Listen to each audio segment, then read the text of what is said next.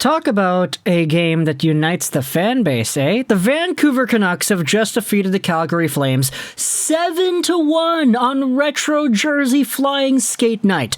This was an absolutely phenomenal experience, and I'm going to tell you all about it because when it comes to the way this team performed, I'm not even going to say played, I'm going to say performed. Almost everything went perfectly. Almost. Sure, there could be some debate as to what a perfect hockey game looks like. Do you want a game where you give up 0 goals but the goaltender makes 0 saves?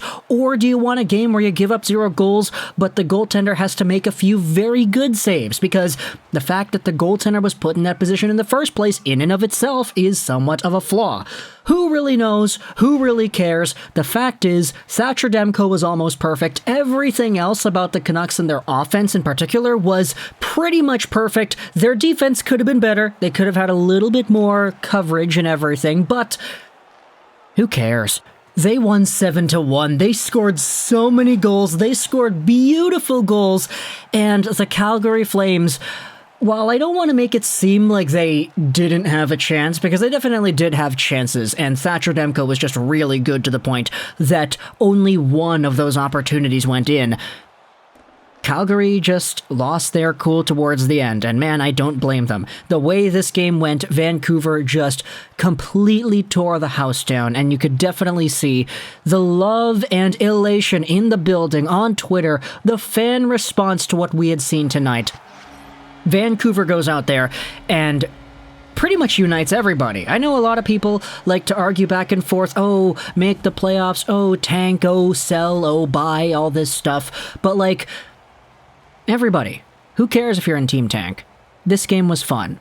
Please acknowledge that. So, I'll be honest, I missed the entire second period. I saw the first, I saw everything that went down in that opening 20 minutes. I missed the majority of the second. I saw the first Pettersson goal, and then I had to go out for a bit for a few things. And when I returned home, I turned on the TV and it was already the start of the third period, so I missed a good chunk of what actually got the fan base cheering in this one. But the Vancouver Canucks, firstly, with the retro skate, the flying red, white, and black jerseys, you had yourselves Thatcher Demko pretty much doing a perfect Kirk McLean cosplay. He has the goalie helmet that looks like McLean's, he has the pads, the glove, the blocker, it's all down to a T. And it looks spectacular. Like, my goodness, what a beautiful getup right there for Thatcher Demko. Kirk McLean was in the building earlier as well, and he was pretty ecstatic to see that. But eventually, after the first period goes down, we don't see ourselves any goals. This is a 0-0 first 20 minutes. The notes I have for this one, it's not really all too detailed. I just talk about how the teams are trading chances back and forth. Obviously, it's Markstrom versus Demko, so you know the goaltending is going to be of the best quality in the league. And Matthew Tkachuk goes to the box for slashing OEL. The Canucks almost get a shorthanded goal against because Pettersson lost it at the blue line, but Thatcher Demko makes the save, so it's thwarted away. Blake Coleman, you're not getting shorthanded on the board here today. Eventually, Podkolzin gets robbed by Markstrom in front. Mangiapane gets a breakaway in the final minute of the first period as well. That was stopped by Demko. And then the second period comes around. This is around the time I stop watching, but before I do stop watching, I do see the Blake Coleman penalty, which gets him going to the box for 2 minutes on holding. Petey goes out there and absolutely blasts it home. The one-timer, the classic vintage Petey one-timer from Quinn Hughes at the point. He grips it, he rips it, he scores it. It's 1-0 Vancouver. It beats Markstrom. And this is one of those plays where I honestly think it was going wide until it hit Markstrom's stick on the way in, which caused it to go up and over right into the top corner. Now, credit to Pettersson, you still got to go out there and be skilled enough to get that puck on goal in that way in the first place, but hey, off of Markstrom and in, fantastic. Assisted by Quinn Hughes and Brock Boeser, this is the 1-0 goal to get everything started. And holy, it just got better from there, did it not? The Calgary Flames go to the box again, this time it's Sean Monahan for high-sticking Tyler Mott. And guess what? Petey goes over to Hughes. He throws it over to JT. Just a nice perimeter umbrella passing play. Miller takes it, Miller looks, he shoots it, and he scores over the blocker of Markstrom. You saw him, Jacob Markstrom, that is, just freeze after the goal went in because he's like, oh crap, that one went in? Are you serious?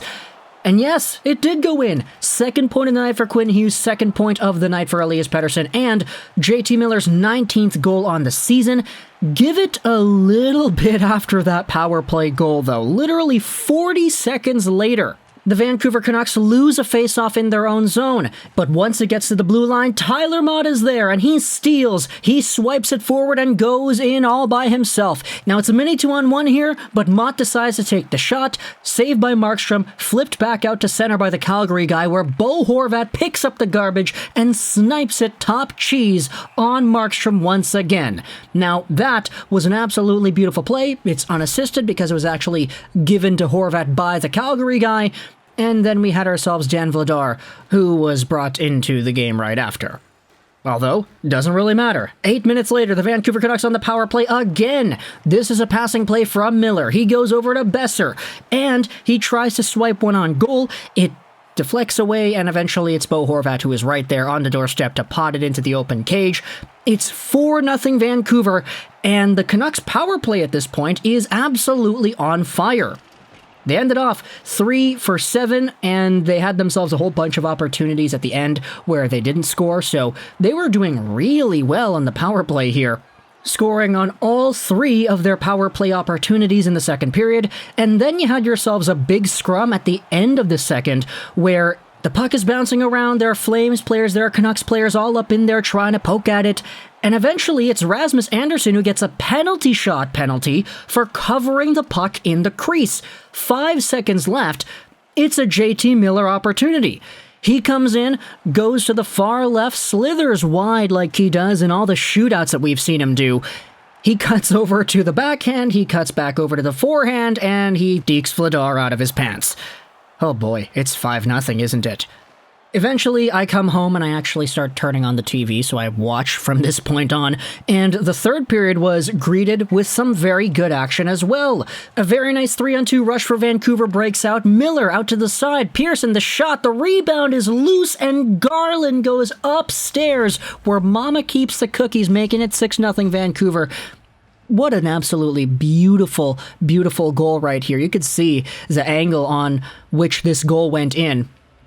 Vladar had no chance, unfortunately. Conor Garland gets his 14th on the year. Miller with his 4th point on the night. It's his second 4-point game of the year. Remember the game against Winnipeg? Yeah, I was saying Alexis Lafreniere jokingly on Twitter because you're talking about the trade return price and everything for JT Miller. Yeah, it's kind of going up now, isn't it? His price is at least 4 points here tonight. No big deal. Give it 3 minutes and the Vancouver Canucks go on the penalty kill because Travis Hamonic gets a holding call against Trevor Lewis, and guess who it is who's taking that shorthanded shift? It's Elias Pettersson.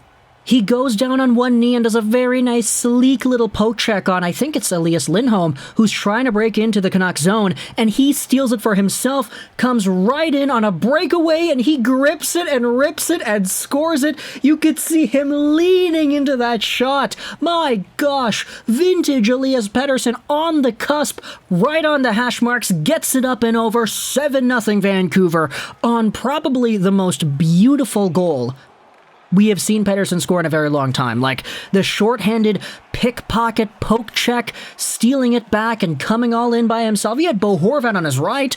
He didn't want to pass it. He knew the moment he crossed the blue line, okay, I'm going to come in, I'm going to grip it, I'm going to rip it, I'm going to score. No ifs, ands, or buts about it. He leans into that shot like a madman, like a Beyblade, twisting down and leaning on its side, and it goes right in. That's the last goal the Vancouver Canucks score. They actually get a few more power plays because Calgary starts getting pretty rowdy, and eventually the Canucks end up losing out on what was a very good power play percentage, but who really cares? They scored 7 goals. Thatcher Demko made some beautiful saves in this one. I say the entire second and first period happened while the Canucks are scoring goals and all that. No, Thatcher Demko was going out there doing his job as well, stopping cross creases, stopping point blank, up top snipe attempts. He's flashing the glove just like Kirk McLean did all those years ago. Demko was an absolute madman in this game, and the only one that was actually able to beat him was a Calgary Flames rush where it's passed around Backlund to Coleman to Mangiapane. They pass it so well that they completely confuse OEL and Luke Shed, who are trying to defend this stuff. and it gets them completely out of position. It's Mangiapane who comes in on a breakaway, and he dekes at the backhand. He scores. Demko gets completely fooled. Who cares? 7-1. You could see the intensity pick up afterwards. You saw Lucic and Tkachuk going out there and mouthing off the referees. You saw Gaudreau get ejected from the game. I believe it was a misconduct or something like that. There were a few players that got sent away, but everything just went right for Vancouver here. Does this game mean they're making the playoffs? I have no idea. I don't really think so. I mean, if they play like they did tonight, every night, then okay. But is that realistically going to happen? Probably not. Bruce Boudreau has an imperfect team, but out of this imperfect team, he panned for gold along this Fraser River, and he found absolute treasure. No fool's gold up in here, folks. This was the real deal. The Vancouver Canucks now go out on a road trip in New York, so we'll see what happens then. But for now, whether your team tank, whether your team sell team, make the playoffs, whatever, who cares? JT Miller went out there, scored 4 points. Elias Pettersson went out there and he scored 3 points on the night. Bo Horvat had 2 goals. Garland had a goal. Boeser had 2 points. Quinn Hughes had 2 assists as well. This was an absolutely brilliant game, and I think everybody in Canucks Nation, whatever side you're on, can agree on that. So, talk to me in the comments. What do you think? I hope you enjoyed this video. And bye.